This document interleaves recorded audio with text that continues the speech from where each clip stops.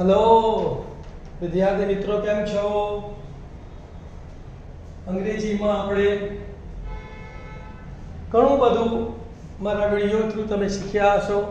Noun, pronoun, gender, tenses, active passive, direct indirect. આજે આપણે ડેમોન્સ્ટ્રેટિવ adjective એટલે કે નિર્દેશનકારી વિશેષણનો આપણે અભ્યાસ કરીશું. તો ડેમોન્સ્ટ્રેટિવ એડજેક્ટિવ એટલે શું? એને ઘણીવાર ડેમોન્સ્ટ્રેટિવ પ્રોનાઉન્સ પણ અંગ્રેજીમાં કહે છે.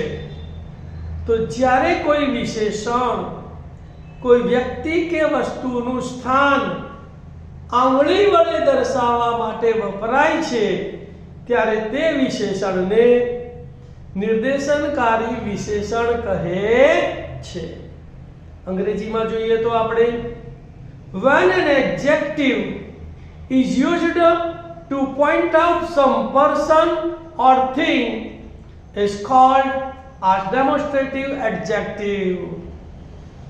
demonstrative adjective તરીકે this અને that વપરાય છે. તો નજીકની વસ્તુ દર્શાવવા માટે to show the nearer things, this is એટલે આ છે એક વચનમાં વપરાય છે. એનું બહુવચન these are એટલે આ છે બહુવચનમાં વપરાય છે. જ્યારે દૂરની વસ્તુનું સ્થાન આંગળી વડે બતાવવાનું હોય ત્યારે to show the farer things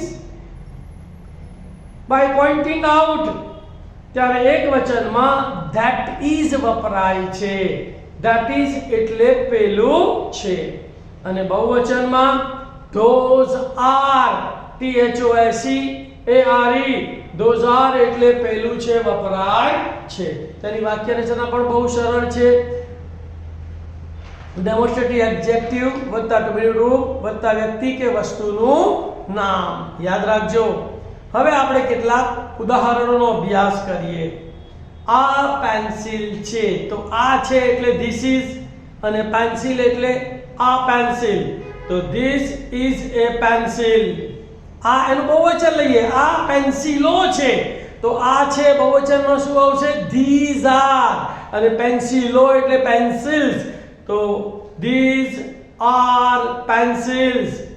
that નો ઉપયોગ કરીએ તો પેલી પેન્સિલ છે તો પેલી છે એટલે that is, અને પેન્સિલ એટલે આ પેન્સિલ તો શું થશે વાક્ય?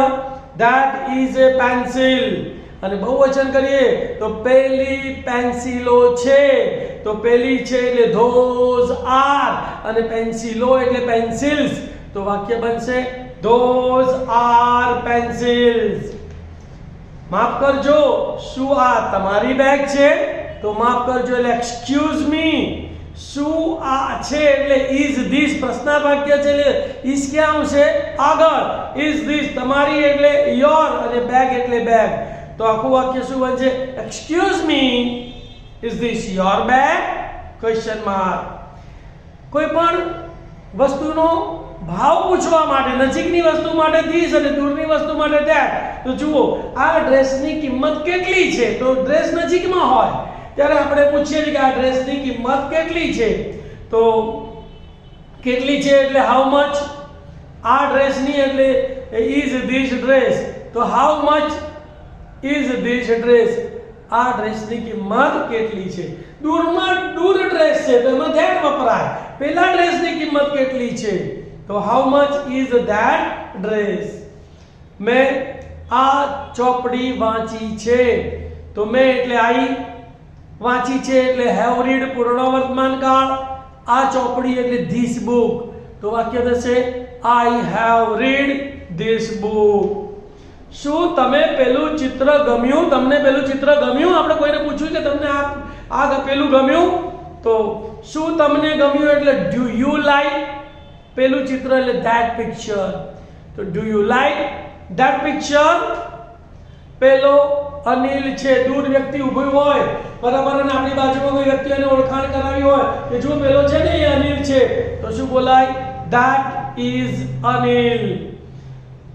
કોઈ વ્યક્તિ કે જેને આપણે ઓળખતા નથી કે પેલો વ્યક્તિ કોણ છે તો હુ ઇઝ ધેટ મેન, અને વ્યક્તિની ઓળખાણ કરવા માટે ધીસ ઇઝ અને ધેટ ઇઝ પણ વપરાય છે. તો જુઓ, આપણે કોઈની ઓળખાણ કરાવીએ કે આ રેવતી છે તો શું કહેવાય?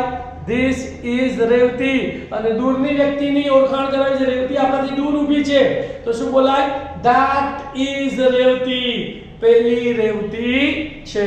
તો વિદ્યાર્થી મિત્રો, ધીસ અને ધેટ નો ઉપયોગ તમે ખૂબ સરસ રીતે શીખી ગયા હશો.